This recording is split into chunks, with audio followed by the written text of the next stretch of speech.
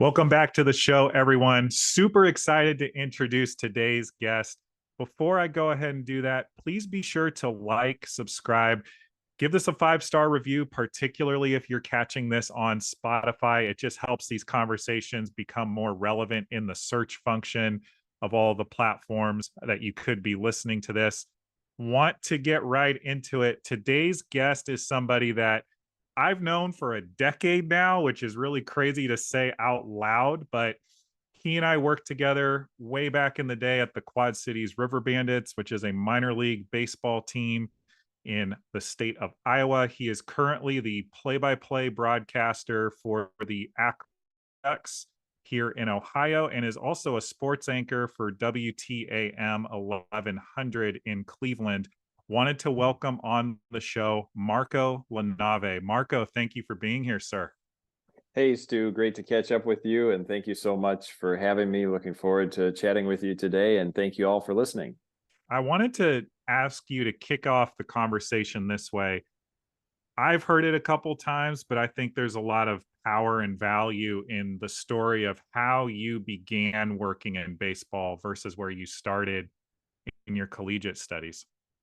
Starting work in baseball goes back to childhood, and I think it does for a lot of people that get into baseball professionally, whether that's as a player or that's working as an executive or maybe as a broadcaster or a blend of some of those. When I was a kid, there was a summer collegiate baseball team called the St. Cloud River Bats in St. Cloud, Minnesota. They are now known as the St. Cloud Rocks, but in my childhood, they were the River Bats. And it was so much fun. There was fun promotions, much like you'd see minor league baseball, summer college league baseball, opportunities to get close to the players and the coaches and get to know the team for that summer. I and my family would go to games. I also had the unique opportunity. This was some excellent foreshadowing when I was 11 years old, got my name entered. It was a contest, one of these where you could enter names for kids or even adults to join the radio broadcast for an inning. Well, I was lucky enough, blessed enough to have my name selected at age 11. And I was put in the broadcast booth with two other veteran broadcasters at the time, and they did a wonderful job bantering with me and drawing me out as an 11-year-old kid. And that certainly stuck with me. And I said on that broadcast, I have, a cassette tape of that from a long time ago. They asked me, have you considered broadcasting as a career? And I said, of course, after my professional playing days are over. And I never had professional playing days. So I kind of jumped into the broadcast. Was fortunate in high school that got a couple of opportunities to even just do some public address announcing for our high school games and tournaments, and played on the baseball team. Was fortunate, blessed to be part of a state championship team in 2007 with Cathedral High School in St. Cloud, Minnesota. And I was one of the last on the bench for sure there, but part of the team. And from there, went to college at the University of Minnesota, where I was certainly not good enough to play on the varsity team. I played a little bit of club baseball, and that was only the first 2 years. But great opportunities there to work for the student radio station at the University of Minnesota, the student newspaper, and get that journalism experience refined for myself. I studied journalism only a little bit in the classroom. Most of it was outside of the classroom, but a little bit inside the classroom. My academic major was actually chemistry. I was good at math and science, and I pursued that and ended up with a chemistry major, was my graduating degree at the University of Minnesota, but also tried to blend that with some communication, did a science writing internship in Princeton, New Jersey before my senior year. And actually my first 2 summers of college, I, in a very full circle opportunity, went back home for the summers and had some good encouraging folks say, hey, you should just call up the River Bats and see if they, could take some help on the broadcast or anything else. So my first 2 years summers out of college I got to broadcast with that same Riverbats organization, that same club, during that summer college league season. And by the time I was finishing up college, had enough on my resume and wanted to get into baseball. I was in the Twin Cities and applied for a broadcast internship with the Minnesota Twins. Again, a great blessing to have that opportunity to be interviewed, made it through the rounds, and was ultimately selected as one of the interns that year. And just an amazing experience, and it got me hooked. If you couldn't tell already, I had Sure. definitely been hooked by the sport, and cast a wide net applying for minor league jobs in broadcasting, really, and media relations across the country after that internship with the Twins, and was fortunate to be interviewed and chosen as an intern in the Quad Cities, where you and I met, Stu. And that was kind of the launching of the minor league baseball path that got me in. But started from a young age, and many people supporting along the way just to get a chance in the industry. So feel very fortunate and grateful. Yeah. No, and Marco, thank you so much for sharing your experience and kind of how you got to where you are. Something that comes up for me that I think is applicable to the listeners, regardless of if they're actually sports fans or not. You've had a dream, you've pursued it to the T, and you've had a lot of success. Yes, you have an incredible speaking voice, so maybe broadcasting was something you maybe were naturally talented at.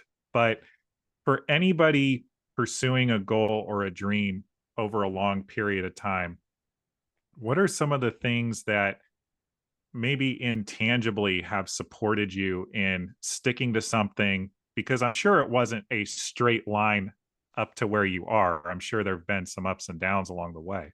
I would say for me, primarily is an anchor of faith and reliance on God. I think a lot of people can sympathize with that, understand that, and that's that's where all good things come from. So that has so much to do with that, and that comes through what the blessings that I receive, and also the people that surround me and support me and uplift me in various ways. So having that encouragement. So that would be first and foremost. Also having people and connecting with people who are supportive and encouraging.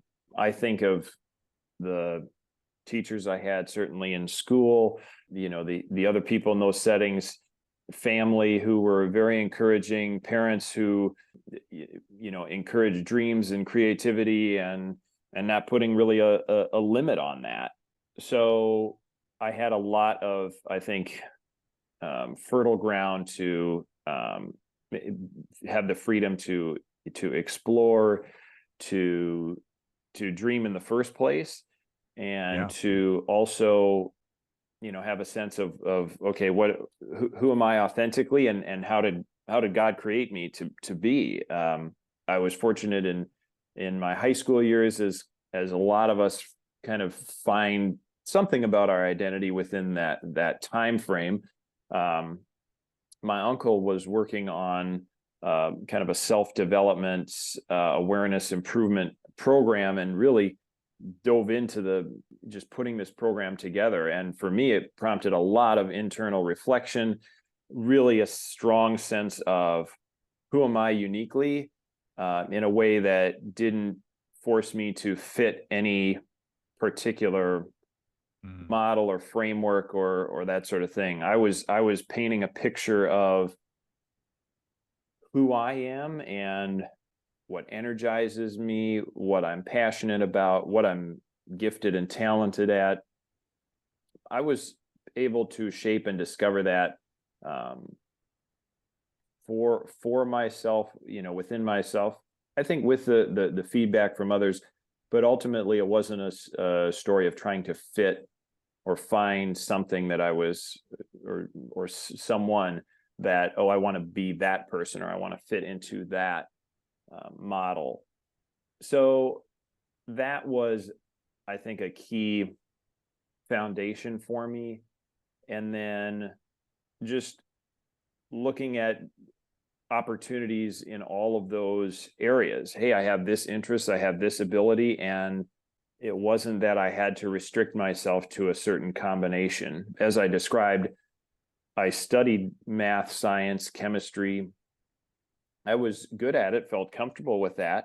Also had the interest in writing, communication, and improving that, working for student media, and connecting with a faith community of peers on campus at the University of Minnesota, the Catholic Student Newman Center and the St. Paul's Outreach program there, both very impactful just for personal, spiritual faith growth, and the virtues and values that I wanted to for myself as well, and to share in. So I think from an early stage, not trying to fit an idea that was outside of myself, if that makes sense.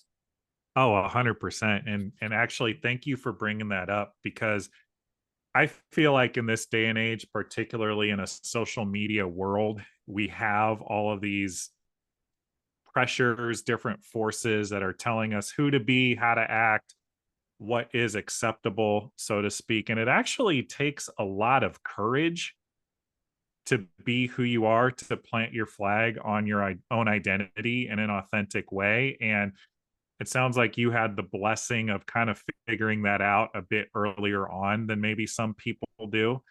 I'm curious if you could speak into any examples of when maybe it was a combination of faith and courage, but when you had to choose yourself and choose your vision for what you wanted to create with your life anywhere along the road in your career. One would be just some of the choices I made academically, activity-wise in college. And to start out, I did not declare a major my first year, but was doing math and sciences. I think I was thinking about physics for a major, and at the same time was wanting to do the student radio station and working with that. And at a large public institution, there's a risk that we can become just a number in a huge sea of students and lecture halls, that sort of thing. So while maybe I would get feedback from professors or advisors of kind of the question, or well, like, what are you doing here? I felt like I was able to kind of stand my ground and feel comfortable with what I was doing, why I was doing it, and that was authentically me too. I think I declared a physics major, and then going into my junior year of college, over the summer, I just felt this sense of this doesn't feel right, this physics major that I had declared. And just had I guess a moment of discernment, or coming to more clarity, and accepting that I needed to make a change, and I didn't have to stick with that first choice that I made. So I went in, I think it was a week or two before classes started, and changed my whole schedule. I said, hey, this is the path that I want to do, and switched over to chemistry, just because at that point I felt based on studying physics, it felt too much like it wasn't going to impact people, or it didn't seem as applicable to me for really, what was the benefit? How am I benefiting others with this? And chemistry seemed to be more that direction. Sure. So it was a switching all of those classes pretty close to the start of the semester, but made it work.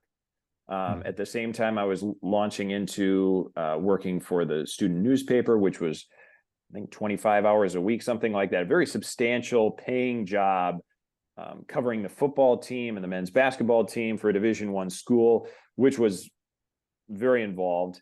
And then I was living in a household with other Catholic men, and it was a very intentional household with, prayer and community life. And I was doing that at the same time. And I think anybody outside might have said, "Hey, that seems, you seem like you're doing a lot, or you're what does this all make sense?" And to me, inside, it very much did. And it was feeding these different parts of me that needed to be fed, for sure. And another instance I would point to was then in my senior year, and still trying to juggle a lot of things.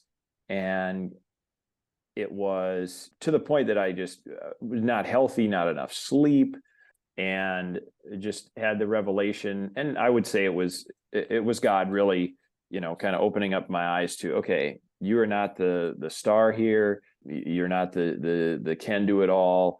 And the only time academically that I dropped a class was just getting that recognition of, hey, I've got limits, and I didn't need to follow through on this, particular class. So I dropped one midway through the semester, and that was just a real turning point. I had a lot of encouragement and support from the other men that I was living with in community, and it just was more of a really returning to health for me, calming some anxieties, forming a much deeper prayer life. And it was a couple months after that I actually got the twins internship too. So there was a lot of turnaround there as well, at a pretty key point, late in my college career, of just being encouraged and supported by others. And I credit, I think, a lot of others who were supportive, encouraging, praying on my behalf, that God was kind of able to break in and turn me in a better direction. I love it. Thank you for sharing that. And something that comes up, at least in my life, and I know for a lot of the folks that listen to this show, is striking that balance between doing the work necessary to pursue one's goals and dreams, and not burning themselves out, not overdoing it, actually being in a place of, I don't want to say rest, but being in a place where they are not burning themselves out so badly that they can't get up and continue to do the work. And you're obviously in a role that wasn't just handed to you. I'm sure people are lining up out the door to be a play-by-play broadcaster of anything, let alone a affiliated minor league baseball team. What supports you in striking that balance currently between doing the work, showing up, and being a high quality contributor at what you do, and also creating a sense of balance in your life? Faith is really an anchor for me on that. And now my wife, Angelina, of a little over 2 years now that we've been married, I have to give her a lot of credit also for knowing me quite well, in terms of what I need, and being able to point out to me, hey, something's off, or something's out of balance, that she's able to observe too. Yeah, it's definitely hard to accept our limits, so to speak. And I think I'm still working at that balance, honestly. But starting to recognize where does my identity really come from? And that comes from, the faith. And I will say that I have my prayer life has its good times, and its and its weak times, for sure. But having that foundation, I also I visit with a spiritual director. I visit with a counselor, mental health, and I think those type of voices also keep me on track from going too far off in one direction in my own mind. an unhealthy, pressure on myself. So I would say those voices for sure, help me with balance. And also, I think experience is also a real teacher for me. I've moved from Minnesota to Davenport, Iowa, the Quad Cities, like we mentioned before, Mm. from Iowa to Jacksonville, Florida, from Jacksonville, Florida to Akron, Ohio, and kind of repeated each time, not really knowing anyone in these towns. And that experience is one that I've, done a few times over. And with the later ones, I feel like the last two I started living on my own in those cities, Jacksonville and Akron. And that can be a kind of a frightening experience, but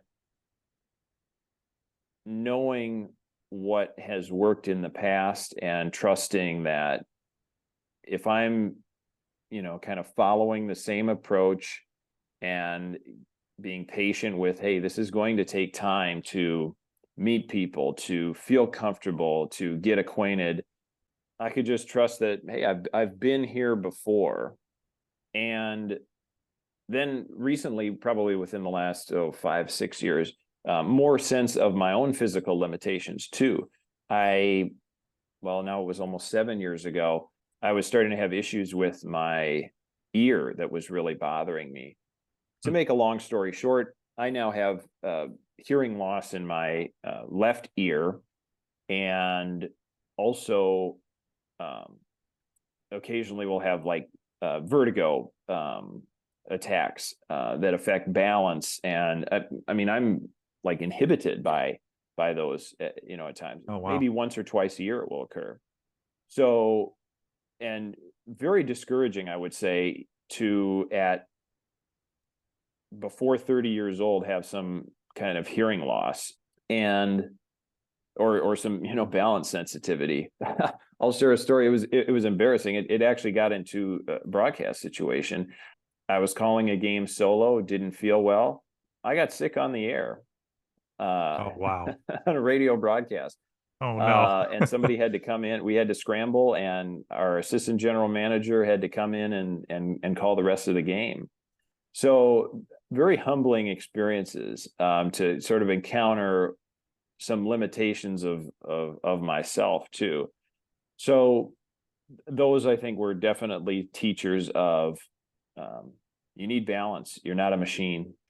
So I feel like faith has been a pretty clear through line through this conversation, which I think is a very wonderful thing. I'm curious, how does faith anchor you in that sense of humility, while kind of like we've been talking about, support you, lift you up in pursuing, putting on, in your case, the best play-by-play broadcast that you can? In regard to those experiences of yeah, humility, I would say the reading scripture. I'm Catholic and really find a lot of peace and joy from being part of the Catholic Mass weekly, if not more so. And it's just I think the Christian faith has a way of, when you immerse yourself in the rituals, in the teachings, in the readings, it just has a way of kind of reordering your thinking also, and perspective. I listened to a priest recently, Father Mike Schmitz, whom I really enjoy listening to his homilies that are podcasted. He talked about the main feeling, like we can often feel like we're the main character in our story, and that's not really the case. That God is really the main character. So that's much easier said than done, but even accepting that in small ways can bring assurance to and some calm and peace to a situation where it feels like, hey, I'm really limited here. I would say Well, I would say one of the most humbling experience, but really joyful experiences is the story of how I met my wife when I was in my first year in Akron. I was involved with a group called Young Catholic Professionals. They had a mentorship program that paired me with the public address announcer for the Cleveland, then Indians, now Guardians, who was shared my Catholic faith, also my affinity and interest in broadcasting. Well, he had connections that he pointed me to a writer for the local diocesan magazine, Catholic magazine, and I was interviewed by this writer. She put together a piece, profiling me professionally and personally, and that came out in the local magazine. Well, about 2 weeks after that came out, I got an email I'd had some people reaching out, social media and that sort of thing. Well, this one was an email, and it was from someone I had never met before, and extremely well written. And it was a woman who shared love of the Catholic faith, interest in baseball, and a native of the Akron area. And my experience taught me, hey, connecting with other people, very, very open to that. But it wasn't until our email exchange, further went on that I actually realized, oh, she's interested in maybe a dating relationship, or a romantic relationship. But that was, God kind of hitting me between the eyes there. It was nice and direct for me, who needs a little bit of direct.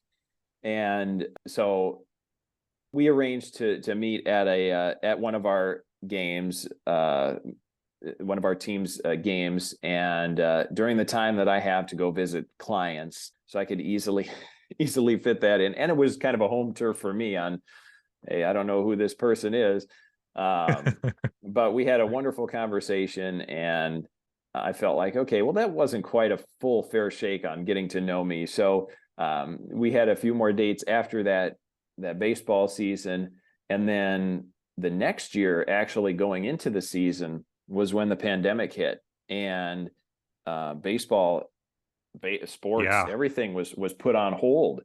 Oh yeah. And really gave us an opportunity to spend much more time together, enjoy the simple things of life, that we maybe all learned to appreciate it at that time. I was fortunate that the team here, unique, I would say, in the baseball industry, kept all of its front office employees fully paid all the way through, which was an incredible blessing. And so I didn't have that stress and anxiety at that time too. Yeah. So we ended up, dating further, got to meet her family and she mine, with a trip that year to Minnesota together. And we were kind of, we were being careful about, going out and being in a lot of social settings, that sort of thing, as many people were, but we really got to know each other, and we're very blessed with kind of this, time that was just given to us, and got engaged later that year and married the next year in 21. And, I mean, so clear to both of us that this was God at work, bringing us together. There's no question about that, which is very, very humbling to see that this wasn't our own doing, or, by our own strength or power or imagination or that sort of thing. It frankly is just, it's just awesome. What God has brought together for us and our life. And yeah, we have our joys and challenges like anybody, but it is really a blessing to look back on kind of how our story began and be like, hey, God's at the root of all of this, and brought us together. So, and we're still discovering what that meaning and that purpose is, but very humbling to know that that's the truth of our story. I love it. And thank you for sharing some of the ways that God has been playing an active hand in your life, Marco. Question I would love for you to give your opinion on is, oftentimes people feel like they have a need, they might pray, they're looking for a blessing, looking for a sign about maybe where they should go next. Sometimes I find that maybe God is giving us signs and maybe we're just not in a place where we're recognizing them or receiving them. You just chronicled some of the pretty obvious major signs and blessings that God has given you in the last few years. But generally speaking, what do you feel like people can do? Is it a level of perception? Is it getting grounded in their faith? How can they recognize the signs and the blessings that God is providing as they're coming up in real time? So one exercise that I found very helpful in college. This was when I was with the group of Catholic men living together.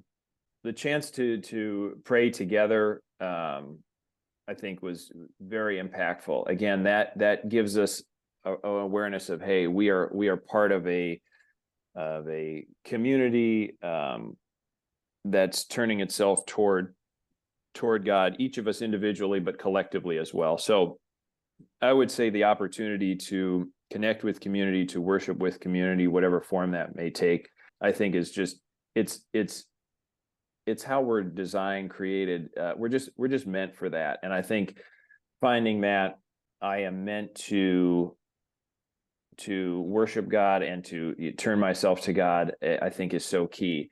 And another practice that friend and I did, he was in the household with me, is, we would find ourselves discouraged, stressed, that sort of thing with what life had for us at that point. And we started to just hold each other accountable for gratitude. And we would text or email each other back and forth. We did this for maybe a year or two. We would email back and forth at the end of each day 10 things in that day that we were grateful for. I love that. And it was a really great exercise for, I mean, you could say, hey, I'm thankful for God. I'm thankful for my wife, my my family, my job. But then it was like, okay, we're doing 10 new things each day. And what started to happen is I would be looking for, okay, I could reflect back on the day and look for where are those just small things to be grateful for. Hey, this person at work, was looking out for me and thought of me and helped me set up this, connection with this client. Grateful for that. Grateful for being able to connect with someone like yourself, Stu. Hey, there's this guy that we worked together 10 years ago, and wow, what gratitude I can have for hearing where he's at in his life and hearing that he's blessed. Grateful for the great meal that I somebody cooked for me. Grateful for that I felt healthy, and rested enough and could work out, today. So maybe some very ordinary things, but over time those would build up, and we would recognize more and more, during the day. We were just training ourselves to recognize the blessings that happened and that are happening too. Which, I mean, was very uplifting, cultivated such a positive look. Even it was a rough day, we would talk about, maybe something rough that happened, and we would be like, okay, what's the positive here? Hey, I messed this up, but, I've got somebody who's, supporting me, or, hey, this is a learning opportunity where this is the lesson that I learned from that. So yeah, I would say the practice, the habit of doing that over time really built a perspective of being aware of, I would say some things that are maybe happening that we don't maybe pay as much attention to unless we're being mindful of it. Yeah. And that was so eloquently put. I'm so grateful that you shared all that. And folks, Marco and I are both, men of the Christian faith, but this is honestly applicable to anybody, regardless of your background, regardless of what your beliefs are. A practice of gratitude can only benefit you, not only in helping you identify the blessings that are actually there in your life, but I find when my gratitude practice is on point, it actually helps me overcome the hurdles and the obstacles with a much more grace, much more ease, and honestly, with a lot less stress. This is actually something my wife and I do as we're winding down for bed every night. We acknowledge each other and we acknowledge ourselves. And it's been a beautiful, beautiful practice that we got from some mentors of ours. And even in the people we coach, we suggested it to them as well. And so I'm super stoked that you hit on that. I would love to hear, Marco, as we begin to kind of wind this down, other than God, of course, other than your wife, Angelina, who is the person or maybe like couple of people that you feel like you wouldn't be where you are currently without their guidance, their advice, and maybe what was that advice, and if you could share it with the listeners. One that I'll mention that you would also know, Stu, is one of our colleagues from Quad Cities. She was my colleague for a few years in Jacksonville as well. Andrea Williams, Yes. or as people in the baseball world affectionately know her as A-Dub. Yes. And we got to work with her in the Quad Cities. She was there for 2 years, my first 2 years in the Quad Cities, and then she left, worked in the WNBA, and then got hired by the new ownership in Jacksonville, Florida. And it was after my 4th year in the Quad Cities that we reconnected, and we had kept in touch, and she reached out and told me that she had gotten hired by this baseball team in Jacksonville, hired by someone that had also been a colleague briefly as well. Harold Craw was hired as the general manager in Jacksonville. And she was telling me about this new team that was being put together. And she said, "Hey, you should give Harold a call." And she's, the type of person that she was good about being, direct with me and encouraging of me. I think of her as kind of like a big sister watching out for me. And being able to, trust her. Hey, I'm going to reach out. I had conversations with Harold, went to visit Jacksonville as well, got to be there with A-Dub, and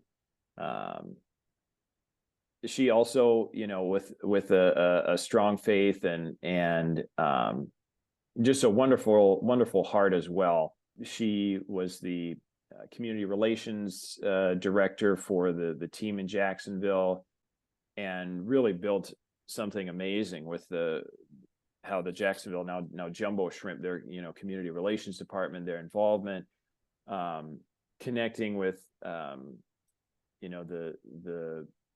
schools there, finding kids who just needed to be given an opportunity to be exposed to the sports industry. She was setting up opportunities, for me to mentor, tutor, apply my gifts, that sort of thing. But even from a practical perspective, I got to Jacksonville, and she was able to give me some, coaching and about where to live and keep myself safe. So it was like this big sister looking out for me. And then, truthfully, she was someone that I could lean on also when I went to Akron, and I think she was disappointed to that we couldn't work together still, but very encouraging of me, and we kept in touch. And then when I started dating Angelina, she was also there to give me the big sister advice then on success and direction in that realm. And she's a woman of prayer, a woman of service, a woman of positivity, and she's now a mother and wife as well, and she's now out of baseball, but just an amazing impact. And I have to give her definitely some credit for for where I am today. That would be one of them. Another one that I would say is a young man that I met in college. He was my age, actually, and I met him through St. Paul's Outreach. He was at the University of St. Thomas, and myself at the University of Minnesota in the Twin Cities. I mean, I knew him a little bit from different interactions we would have they would have like formation nights, men's nights, that sort of thing. When we both were graduating college back in 2011, he was diagnosed with stage 4 cancer in his stomach. Oh, wow. And this was Joe Hall. It was, myself and some other folks, heard about it. And it was, quite a shock to realize, hey, this is someone that's my age, the same. I mean, he loved, loved sports, loved the Catholic faith, loved baseball, all of that. And here was this diagnosis, this illness, this battle that he was, in for, that, leaves a lot of questions of like, why would someone, that's has so much, life and such a heart for generosity and goodness, be dealt this challenge in life. And I remember that I would say our relationship actually grew more in that time after college. I visited him at his home. He was undergoing treatments and things, and I remember watching Game 7 of the 2011 World Series with him at his home, and kind of sharing in the the joy of baseball together. Mm-hmm. So here I had this peer who so many similar interests, passions, and a strong faith, but very different realities that we had to we were encountering.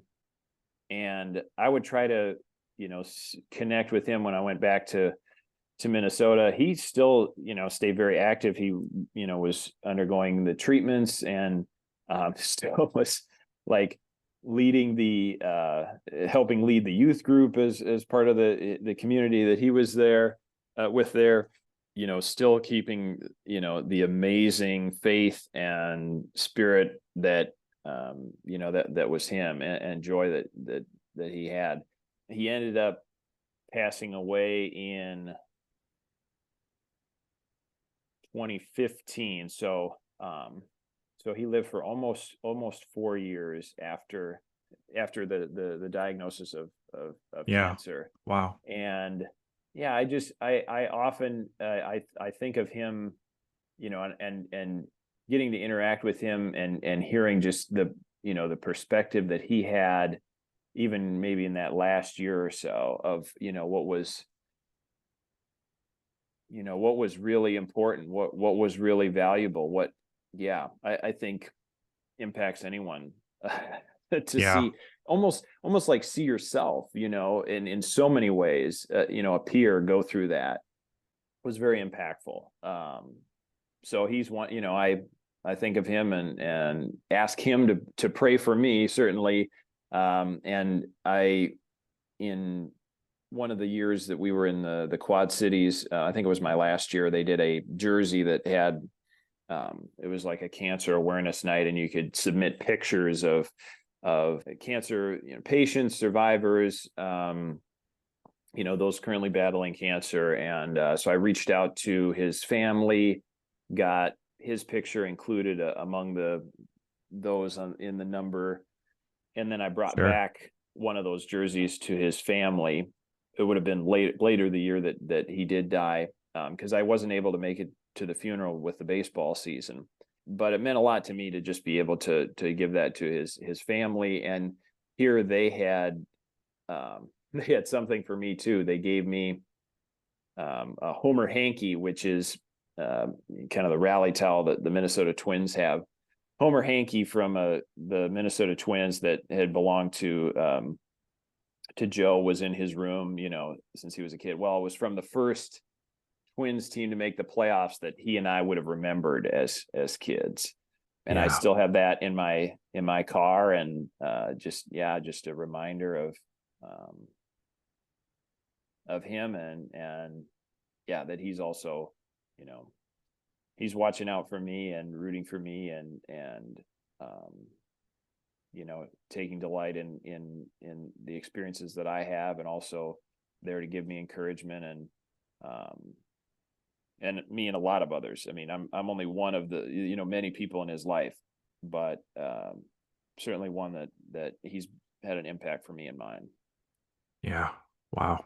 Marco, thank you for sharing that. I definitely felt that on a very deep level. And, I'm sure he's definitely watching over you and everything that you're up to. And, I sincerely wish we had more time. I feel like we could keep this conversation going a while. Something that I ask everybody, though, on our way out as we conclude these episodes, Marco, what are you acknowledging yourself for today? I think we've done some of it in just telling the story, Stu, of I would acknowledge myself for recognizing that I'm just part of a larger story of what's really happening. I'm God's the main character, as we talked about, and that's something that I'm reading and reflecting on recently. Just having this conversation allowed me to speak more to how that story has unfolded so far, and it's funny to say, but sometimes we don't look enough at our past and our story and say, hey, look at this, look at the track record here of what I can do, what others have done, what God's doing, and to be able to trust in that and not put it all on my own shoulders. So I would say this conversation helps reinforce that for me, Stu. So I'm grateful. Yeah, well, I got a lot out of this conversation today, Marco, and I know the listeners will as well. And folks, for those of you listening, this has been another episode of Your Inside Track to Success. We will see you next week.